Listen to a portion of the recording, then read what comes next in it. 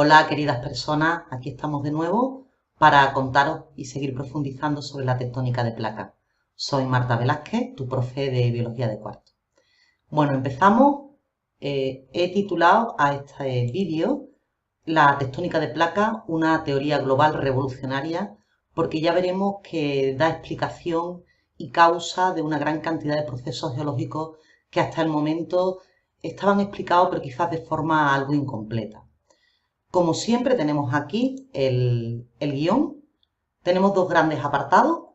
Primero, preparando el camino hacia la tectónica de placas y el segundo, la tectónica de placas en sí. En este vídeo solamente vamos a tratar los dos primeros puntos de aquí, los principios básicos y los bordes divergentes o constructivos, para dejar el resto de puntos para un vídeo siguiente.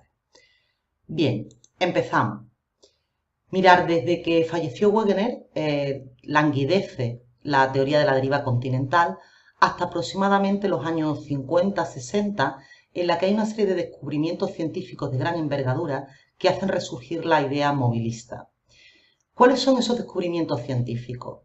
Mirar, por una parte, comienza a desarrollarse el sonar y permite realizar un mapa topográfico de los fondos oceánicos.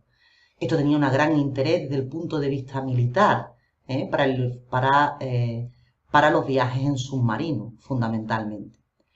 ¿Cuál es la sorpresa? Que cuando se cartografía el fondo oceánico se observa que hay unas formaciones, que os estoy señalando aquí, normalmente en la zona media de los océanos, de una altura de 2 a 3 kilómetros sobre el fondo del océano y que se están conectando de tal forma que esta, que sería la dorsal, se llama dorsal atlántica, se comunica con la del Pacífico, como podemos observar, hasta adquirir una longitud total aproximadamente de unos 60.000 kilómetros.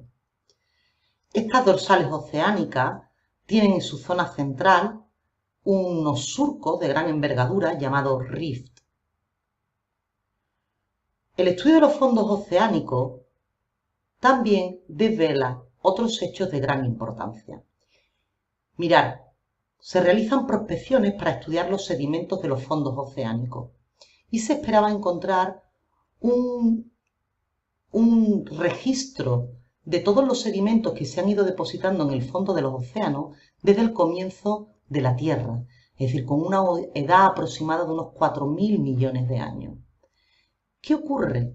Que lo que se encuentra es que la capa de sedimento, primero, es muy delgada y después es muy joven y además tiene una distribución extraña. ¿Por qué digo extraña? Porque se observa que en el eje de las dorsales oceánicas prácticamente no hay sedimento y que esos sedimentos, el grosor de dichos sedimentos se va haciendo mayor a medida que nos alejamos simétricamente a ambos lados de la dorsal. Pero es más, cuando se consigue datar las rocas de la corteza oceánica que está en el fondo del océano, se observa que no se encuentran rocas basálticas, que son las que la componen, de mayor antigüedad de 180 millones de años, cuando con los continentes tenemos rocas de hasta 3.800 millones de años. La pregunta es, ¿dónde ha ido la corteza oceánica? ¿Por qué no existen debajo de los océanos rocas de mayor antigüedad de 180 millones de años? Un dato muy importante para conocer los fondos oceánicos fue la aplicación del estudio del magnetismo terrestre a dichos fondos. Mirad, la Tierra tiene un campo magnético que genera un polo norte magnético y un polo sur magnético, que sabemos que no coinciden con el polo norte y sur geográfico. Sabemos que a lo largo de la historia de la Tierra ha habido una inversión magnética, es decir, lo que en un momento determinado de la historia de la Tierra ha sido el polo norte magnético, en otro momento de la historia de la Tierra ha sido el polo sur magnético. Desconocemos con exactitud cuáles son las causas de esas inversiones magnéticas, pero sí sabemos en qué momentos de la historia de la Tierra han ocurrido. Bien, hay determinadas rocas, por ejemplo, tipo basaltos, que cuando se están originando, inicialmente están en estado fundido y van enfriándose poco a poco y por tanto solidificándose. Puede ocurrir que esos basaltos tengan minerales ricos en hierro, de forma que al solidificarse, esos materiales férricos se orienten hacia el polo norte magnético reinante en el momento en el que se están solidificando la roca a la que pertenece. Así podemos utilizar ese magnetismo o esa orientación magnética como brujas fósiles, porque una vez que se ha fijado el polo norte magnético, aun cuando ocurra una inversión magnética, seguirá la orientación que se fijó cuando la roca se formó. Bien, en 1963, Bain y Matthews utilizan estos datos o estas brújulas fósiles y estudian el magnetismo a ambos lados de las dorsales oceánicas. Y se encuentran, para su sorpresa, que si este es el eje de la dorsal, existen franjas simétricas de igual polaridad a ambos lados de las dorsales y que se alternan con otras franjas de diferente polaridad. Fijaros cómo podemos datar las rocas que contienen estos materiales imantados. Sabemos que estas rocas son mucho más antiguas que las rocas que se encuentran cerca de la dorsal, y lo mismo ocurre hacia el otro lado. Estos datos del paleomagnetismo son utilizados por Hess para confirmar la teoría que propuso en 1962 sobre la expansión de los fondos oceánicos. Hess propone que en las zonas de los dorsales oceánicas se produce el ascenso del magma desde la astenosfera, generando la salida lenta pero constante de ese magma a través del rift. Ese magma, a medida que se va solidificando a ambos lados de la dorsal, va construyendo o generando nueva litosfera oceánica, de tal forma que a medida que va pasando el tiempo, esa litosfera oceánica se va ensanchando desde ese eje de la dorsal. Si hubiera masas continentales a ambos lados, estas masas continentales se irían separando a medida que la litosfera oceánica va creciendo.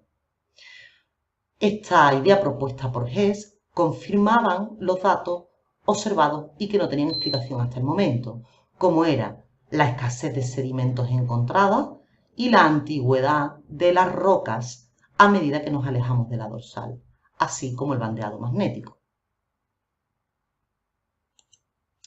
Otro hecho que no tenía explicación hasta el momento era que al localizar la distribución de volcanes y terremotos de los que se tenía conocimiento en un mapamundi, se obtenía un mapa como este. Fijaros, aquí tenemos representado en verde clarito los terremotos, los epicentros de los terremotos, en negra los principales terremotos ocurridos en el siglo XX y en triangulitos rojos son la presencia de volcanes. ¿Qué nos llama la atención de esto? Pues quizá lo primero que habría que decir es que la probabilidad de que haya un terremoto o un volcán no es la misma para todos los lugares geográficos del planeta.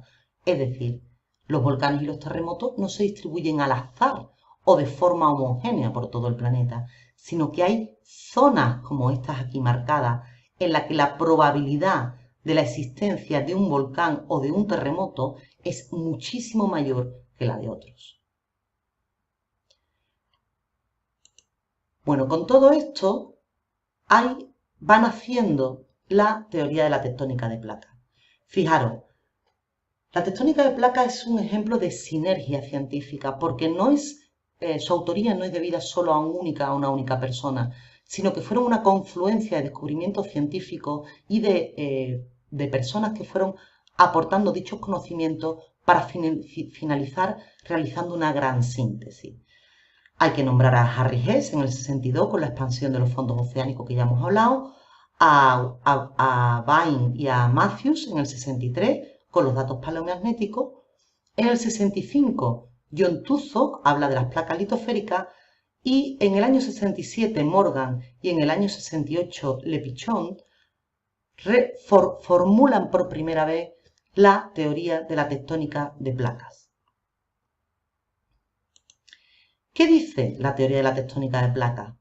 Bien, aquí tenemos los principios básicos que rigen esta teoría. Vamos a ir viéndola despacito.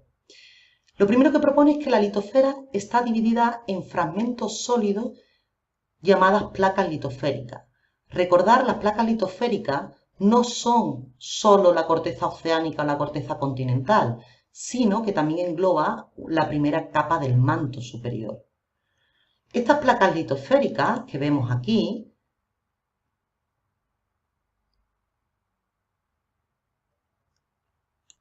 hay grandes placas litosféricas como la africana, la de Norteamérica, es decir, placas que ocupan una gran superficie y que engloban tanto a masas continentales como a océanos.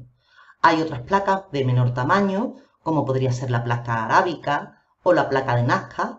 Por ejemplo, la placa arábiga solamente incluye continentes, mientras que la placa de Nazca solamente contiene océanos. Y esta es la distribución actual de las placas litosféricas.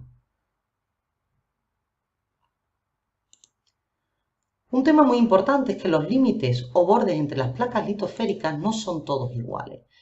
Los límites o bordes entre las placas litosféricas le llamamos a las zonas de contacto entre dos placas contiguas.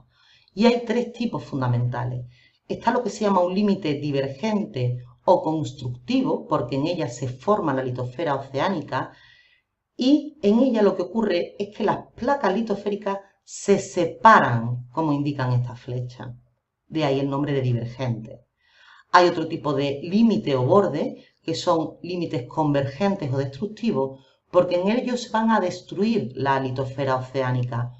Es convergente porque lo que ocurre es que las placas litosféricas chocan entre sí, como veremos. Y por último, hay otro tipo de borde o límite, que es el borde transformante, en la que ni se crea ni se destruye la litosfera. Lo que ocurre es que las placas litosféricas se deslizan o desplazan unos sobre las otras.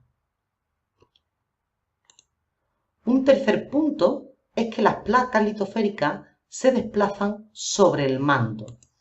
Mirad, en el manto se produce una serie de corrientes de convección ascendente que provocan que las placas litosféricas situadas encima se vayan desplazando.